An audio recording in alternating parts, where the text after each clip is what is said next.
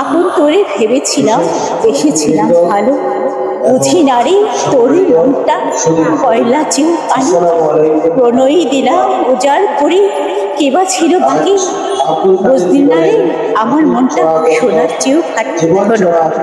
আমি প্রথমেই বলছি, আমার নাম মুন্নি আক্তার। আমি টাঙ্গাইলের মেয়ে।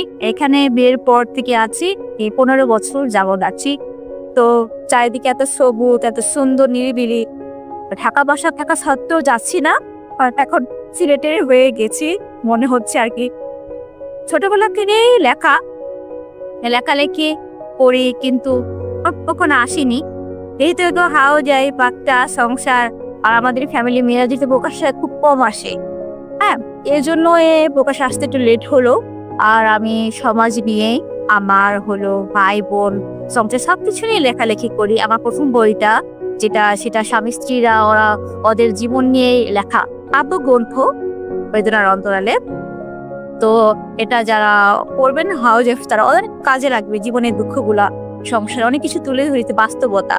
আর দ্বিতীয় বই সেটা হলো প্রেমের বেশি। সেটা দেশ নিয়ে আছে, নারী নিয়ে আছে, শিশু নিয়ে আছে। এটাও হলো কাব্যগ্রন্থ। আর তৃতীয় হলো গল্প গ্রন্থ। এটি একটা, আমার ছেলে যখন এটা ফার্স্ট ইয়ার পরে, অনেক ভেবে চিন্তে ওদের জন্য একটা গিফট করো, এটা উপহার আমার জন্য, ওদের জন্য। কারণ হলো প্রেমটাকে নতুন ভাবে জানবে, বুঝবে। হ্যাঁ, যখন দেখেন আমরা কিছু লিখতে যাই, যেন আমার বাচ্চা পড়বে, বাচ্চারা বন্ধুরা পড়বে, খারাপ ভাবে না দেখে, ওরা নতুন ভাবে সম্মানের চোখে দেখবে, কোনো নোংরামো যেন না হয়। বর্তমানে দেখেন এখন ইয়াং জেনারেশন যারা আছে, ওরা মোবাইলের চ্যানেল থেকে শুরু করে খুব হাতে হাত ধরে ঘুরছে, বিবাদে যাচ্ছে। কিন্তু আমি চাই না এই জিনের বাচ্চা এরকম করুক। ওরা আমার বইটা পড়ুক, ওরা উপকৃত হবে, যে প্রেমকে নতুন ভাবে জানবে, বুঝবে যে কি প্রেমটা আসলে কি। কিছু পাও না পাওয়ার মাঝেও পারিবারিক অনেক দায়িত্ব থাকে, অনেক কিছু ভিড়ে অনেক সময় তার বিচ্ছেদ ঘটে যায়। এটা তারা বুঝতে পারবে, বাবার প্রতি সম্মান আর ওরা যা বলতে হবে। আর কিছু গল্প আছে স্বভাবত, এটা হলো পারিবারিক ভাবেই লেখা। অনেক ভাই বোন, ভাবি, নানি দাদি যারা আছে, ওদের জীবনের সাথে হয়তো মিলে যাবে, ভালো লাগবে আশা করি। এটা সম্মানের জন্য ভালো একটা মেসেজ আমার পক্ষ থেকে। যেহেতু বই যে মানুষ নিবে এবং কি মানুষ গিফট করবে, আমি কখনো আশা করিনি যে আমি সহজসরল ভাষা এখানে ছন্দ ইউজ করেছি কম, অদৃশ্য মানবে।